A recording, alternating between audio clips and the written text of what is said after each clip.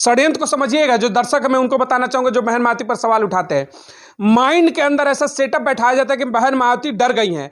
डरे हुए कौन है? नीतीश कुमार पाले में जाकर बैठ गए मोदी जी के। डरे हुए कौन है? अखिलेश यादव। बता दें कि 2012 से जब 17 की सत्ता गई उसके बाद कितने दिन सड़क पर उतरे हैं। डरे हुए थे माननीय मुलायम सिंह यादव, जिन्होंने भरी संसद में कहा कि प्रधानमंत्री मोदी ही अगली बार फिर से प्रधानमंत्री बने। डरी हुई है अगर तो ममता बनर्जी हैं, जो कि गठबंधन तोड़ करके आज बैठी है सत्ता में। लेकिन देश में सवाल सुनिएगा, ना कभी नीतीश से होगा, ना कभी अखिलेश यादव से होगा, ना कभी ममता बनर्जी से होगा। अगर देश में कोई गलत है तो सिर्फ और सिर्फ मायावती है। तो ये समाज को समझना चाहिए कि क्यों उनको घेरा जाता है। सब सही है, गलत केवल मायावती है। मायावती जैसा लीडर आपको मिलेगा नहीं। मैं एक चीज बोलना चाहता हूँ, चैनल को लाइक और सब्सक्राइब जरूर करें ताकि ये हर खबर हर बहुजन समाज तक पहुंचे। अगर कांग्रेस और भाजपा इन्होंने क्या करा है, हमेशा दलितों को, पिछड़ों को, आदिवासियों को सिर्फ लॉलीपॉप देने का काम करा है। इन्होंने कुछ नहीं करा इनके लिए। बाबा साहब को भारत रत्न देने के लिए कब से कही कांग्रेस ने, लेकिन नहीं दिया उन्होंने। वो एनडीए से, वो भाजपा की सरकार ने फिर भी उनको दिया जब अटल बिहारी वाजपेयी प्रधानमंत्री थे, लेकिन कांग्रेस ने फिर भी नहीं दिया। वो कांग्रेस नहीं चाहती है कि बहन जी प्रधानमंत्री बने। कांग्रेस ने हमेशा ये करा है कि दलित कभी आगे ना बढ़े।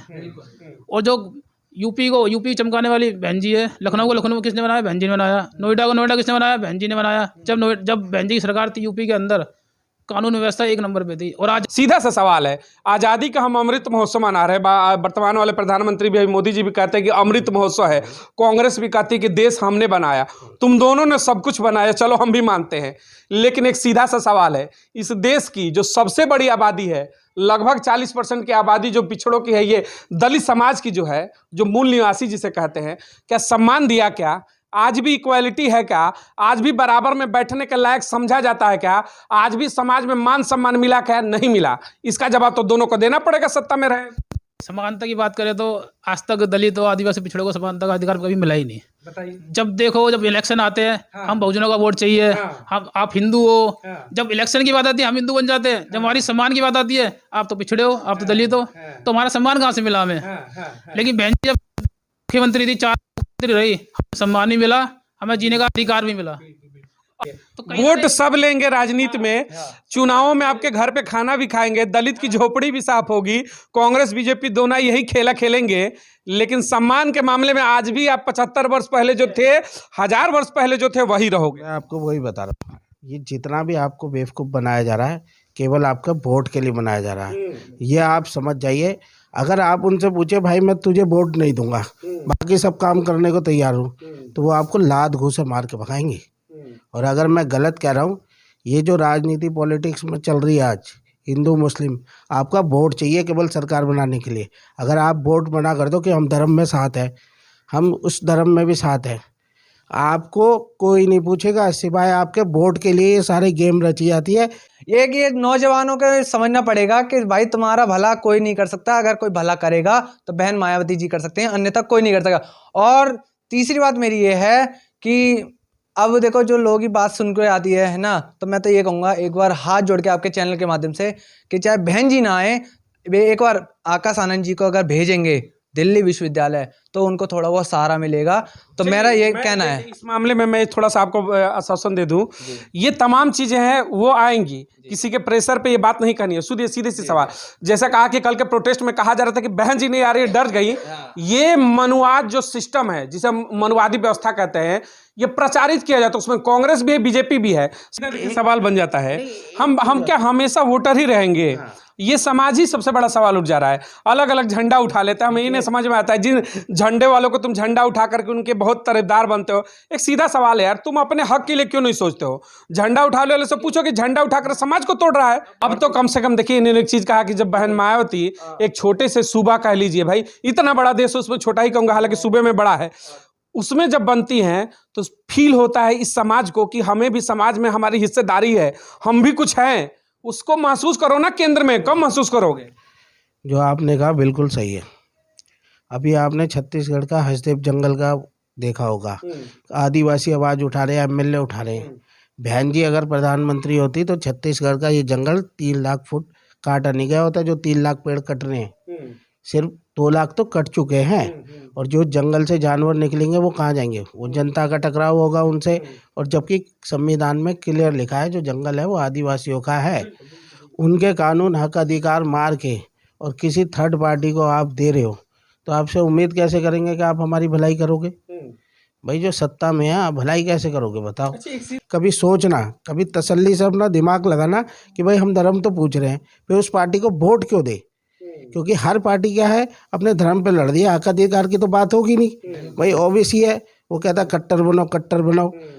अफगानिस्तान में कट्टर बने तालिबानी, अपने ही मुसलमान मार दिए 30 लाख।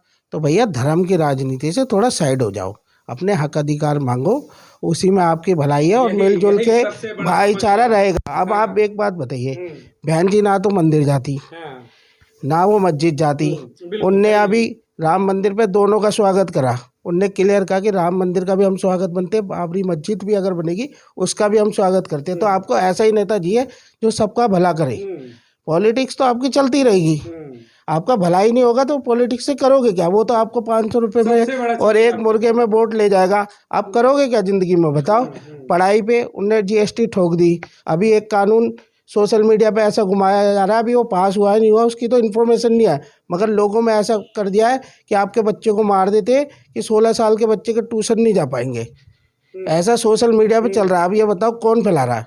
अगर गलत है तो उसे जेल में डालो। देखिए सवाल यही है कि अब इन्होंने एक समाज के ऊपर बड़ा बढ़िया कहा कि भाई सोचो ना, बात होती है कि तुम कब तक झंडा उठाओगे दूसरों का, दूसरों पे आरोप प्रत्यारोप खेलोगे। वोटर नहीं, सत्ता के भागीदार बनो। भाई अंबेडकर भी यही चाहते थे, तुम सत्ता के भागीदार बनो, तुम सिर्फ वोटर नहीं हो, तुम सत्ता के मालिक हो। लेकिन अफसोस है कि 75 वर्ष में आप ये समझ नहीं पाए। भाई कब समझोगे?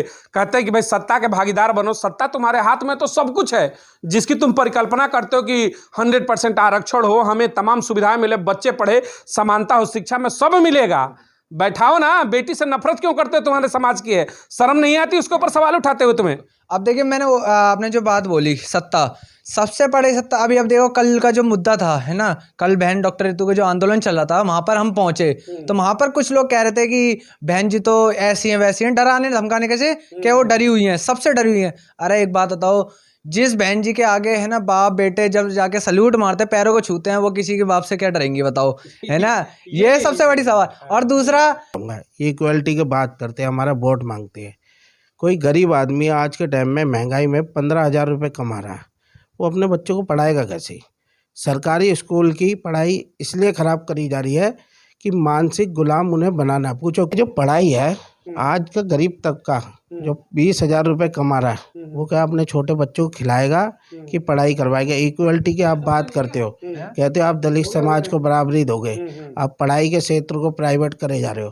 टीचर सरकारी का पढ़ा नहीं रहा क्योंकि सिस्टम आपने बनाया। अभी बुरखे और धर्म के प्रचार के चक्कर में दोनों का आंदोलन चल रहा है कि हम बुरखा पहन के आएंगे, वो कहते हैं हम धर्म पहन के आएंगे। अरे आप प्रधानमंत्री हो, सीधे स्कूल को कह दो कि भाई जो ड्रेस कोड नहीं पहन के आएगा उसका नाम काट दिया जाएगा, वो कहीं भी अपने बच्चों को पढ़ाए। मगर जो पढ़ना चाहता है उसके लिए फ़ीस, एमए की डिग्री 4-4, 5-5 लाख रुपए लग रहे हैं। अगर मान लो कोई डी फार्मा करता है उसके भी 2 लाख रुपए लग रहे हैं। गरीब कहाँ से लाएगा? कभी आपने सोचा इक्वलिटी कहाँ से आएगी? अच्छा देखिए, यूपी में एक आखिरी सवाल आपसे रहेगा कि 80 की लोकसभा सीटें हैं, क्या लग रहा है यूपी की जनता को इस बार कम से कम आपका अपना जो समाज है और मुस्लिम समाज कहते दोनों मिले तो लगभग 48% वोट बैंक, आपका एक निवेदन क्या होगा कि कम से कम अब तो मत बिखरो, सत्ता का भागीदार बनने का मौका एक साथ बहन माती के साथ आएंगे?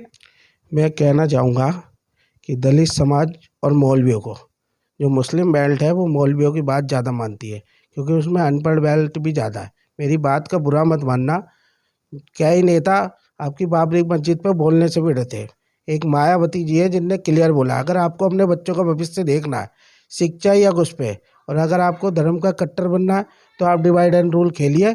मगर मैं आपसे रिक्वेस्ट करूँगा, बहन जी को वोट दिए और अपने बच्चों का जीवन सुधारिए, वरना पढ़ाई तो दूर आप पढ़ाई करवा भी नहीं पाओगे। चाहे आप कहते हो ना हम अपना बिजनेस करते हैं, गवर्नमेंट के आगे सबको झुकना पड़ता है। अगर हक अधिकार चाहिए तो उसके लिए लड़ना पड़ता है। आज तो हम आपके लिए लड़ रहे हैं, कहीं ऐसा ना हो कि कल को हम भी लड़ना छोड़ दें, क्योंकि गरीब तबका कब तक आपके लिए लड़ेगा? ये इन्होंने बड़ा बढ़िया कहा कि भाई लड़ते लड़ते कहीं देर ना हो जाए। आज जिस मायावती पे सवाल उठा रहे हो, एक समय ना आए, सबका उम्र होता है, रोगे कि कोई था तो उस रोने से पहले सत्ता में एक बार खुद आ जाओ। एक मैसेज क्या होगा अपने समाज के लिए आप लोगों का? देखिए हम तो यही चाहते हैं पूरे भारतवर्ष से, यूपी नहीं पूरे भारतवर्ष से, बिल्कुल बिल्कुल कि बहन जी को पीएम बनाए।